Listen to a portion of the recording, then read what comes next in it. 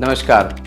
आज बात करते हैं ACL यानी एंटीरियर क्रूशिएट लिगामेंट और उससे जुड़ी हुई कुछ और जानकारी शेयर करते हैं, जिससे हमारे दर्शकों को पता चले कि अगर ACL में टियर होता है तो उसे कैसे जाना जाए, उसकी डायग्नोसिस कैसे बने, उसका ट्रीटमेंट कैसे हो।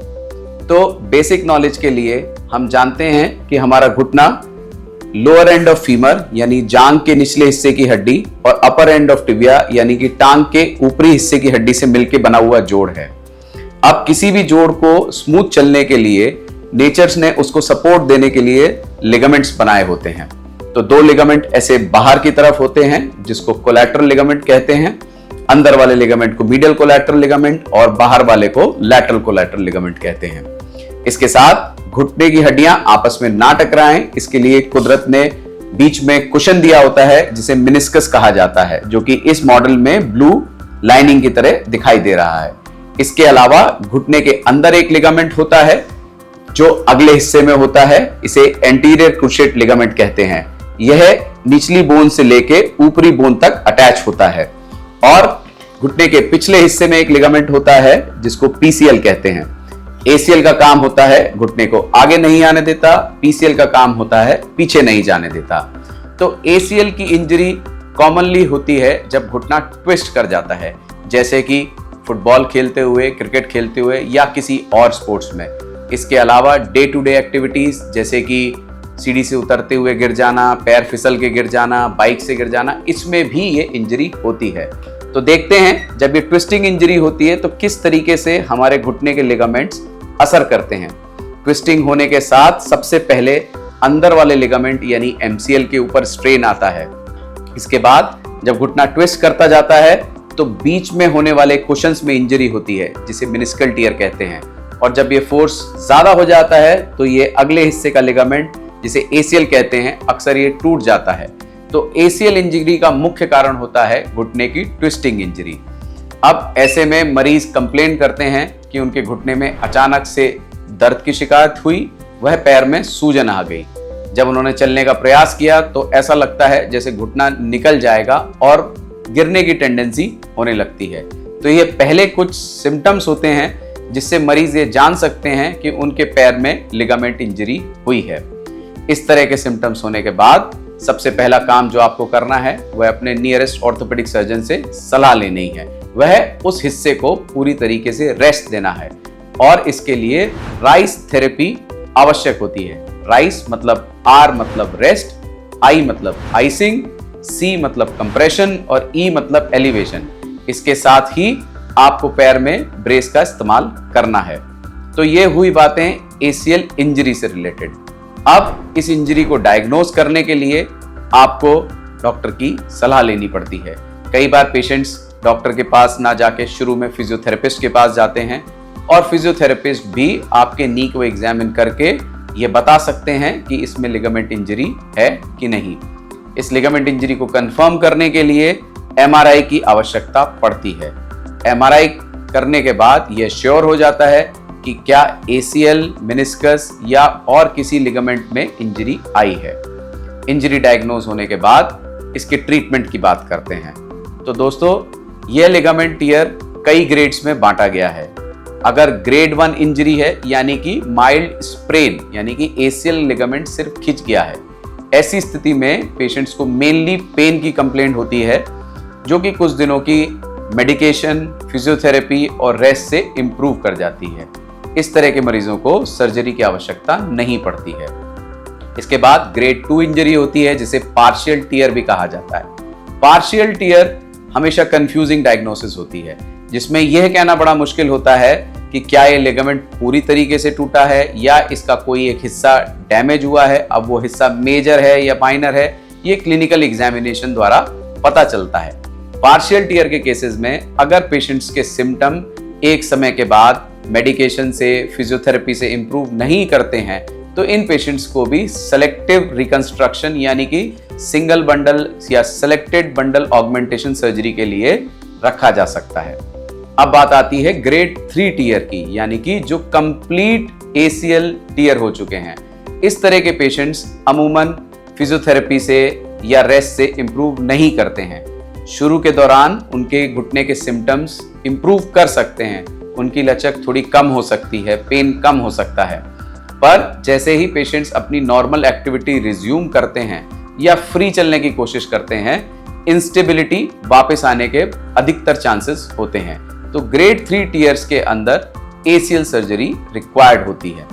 अक्सर मरीज हमसे ये सवाल पूछते हैं, क्या हम ग्रेड 3 टीयर होने के बावजूद बिना किसी प्रॉब्लम्स के, बिना किसी लचक के या बिना किसी ऑपरेशन कराए बिना अपने रिटर्न टू स्पोर्ट्स कर सकते हैं?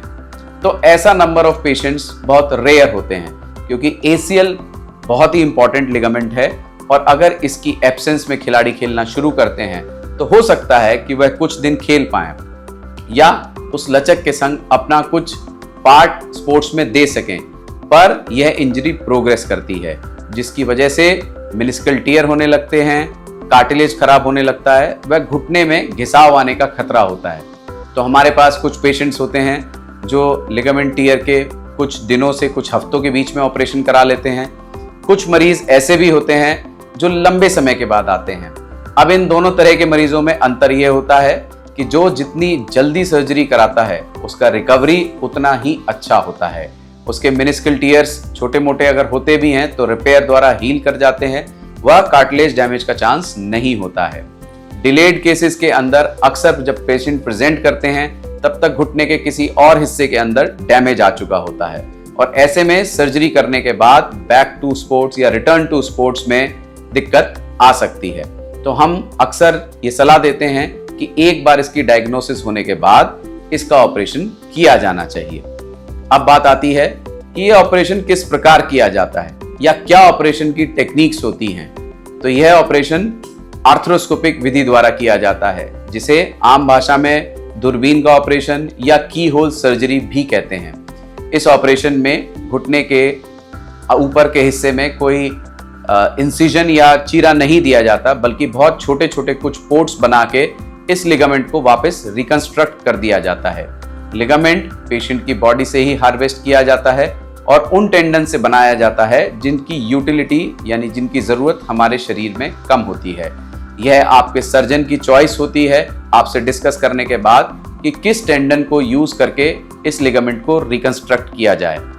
एक सफल सर्जरी होने के लिए एक अच्छा आर्थ्रोस्कोपिक सर्जन इस सर्जरी को करे, इसमें लिगामेंट को प्रॉपरली जहां प्लेस करना है वहां प्लेस किया जाए, उसको सिक्योर किया जाए अच्छे क्वालिटी इम्प्लांट्स द्वारा और पेशेंट्स को अर्ली रिहैबिलिटेशन पे रखा जाए। तो इस सर्जरी के बाद return to sports more than 80 to 90% chance होता है। जैसा मैं दोबारा रिपीट करना चाहूँगा, इसमें डॉक्टर का रोल कुछ मिनटों से कुछ घंटों का होता है। एक अच्छी सर्जरी करना एक डॉक्टर के हाथ में होता है, पर खिलाड़ी को वापस खेलने जाने के लिए या नॉर्मल व्यक्ति को बैक टू नॉर्मल लाइफ आने के लिए रेगुलर एक्सरसाइज करना, फिजियोथेरेपी सेशंस पे फोकस करना ज़रूरी होता है। अब ये सवाल भी अक्सर पूछा जाता है, डॉक्टर इस सर्जरी का फेलियर चांस क्या है? क्या चांसेस हैं कि ये लिगामेंट वापस टूट जाए या हमें ये सर्जरी सक्सेसफुल ना हो? तो ये लिगामेंट फेलियर का चांस एक नॉर्मल व्यक्ति के अंदर लेस देन 5 to 10% होता है। जिन केसेस के अंदर ये फेलियर होता है वह अक्सर ओबेसिटी के साथ कोमॉर्बिडिटीज जैसे कि डायबिटीज, स्मोकिंग, इन सब फैक्टर्स के संग एसोसिएटेड होते हैं। एक इम्पॉर्टेंट कारण होता है कि मरीज अपनी फिजियोथेरेपी की सलाह को फॉलो नहीं करते हैं और जल्द ही अपनी एक्टिविटीज को रिज्यूम करने की कोशिश करते हैं। इस लिगामेंट को इंटरनली हील करने के लिए कुछ हफ्तों से कुछ महीनों का समय चाहिए होता है, जिस दौरान पेशेंट को प्रोटेक्टेड रहना होता है, यानी कि वह अपनी रोजमर्रा की एक्टिविटी कर सकते हैं पर स्पोर्टिंग एक्टिविटीज को अवॉइड करना है। और किसी कारण से अगर ACL सर्जरी का फेलियर हो जाता है तो यह सर्जरी दोबारा की जा सकती है। रीसर्जरी करने से भी सक्सेस का रेट अच्छा होता है। अब बात आती है कि अगर पेशेंट इस सर्जरी के लिए ना चाहे और इसी के साथ चलता रहे तो क्या यह घुटना कुछ समय में खराब हो जाएगा? तो हाँ, ये सत्य बात है कि अगर इस सर्जरी को ना किया जाए और हम इसके साथ चलते रहें तो जो नी में आर्थराइटिस का रेट है यानी कि घुटने में घिसाव का रेट है वो एनहेंस कर जाता है, जिसके कारण पेशेंट्स को पेन की शिकायत होने लगती है और आर्थराइटिस सेटल डाउन हो जाती है। तो दोस्तों, ये थे कुछ कॉमन क्वेश्चंस, कुछ कॉमन बातें जो अक्सर मरीज हमसे पूछा करते हैं ACL से जुड़े हुए। आगे की जानकारी के लिए हम फिर मिलते हैं। धन्यवाद।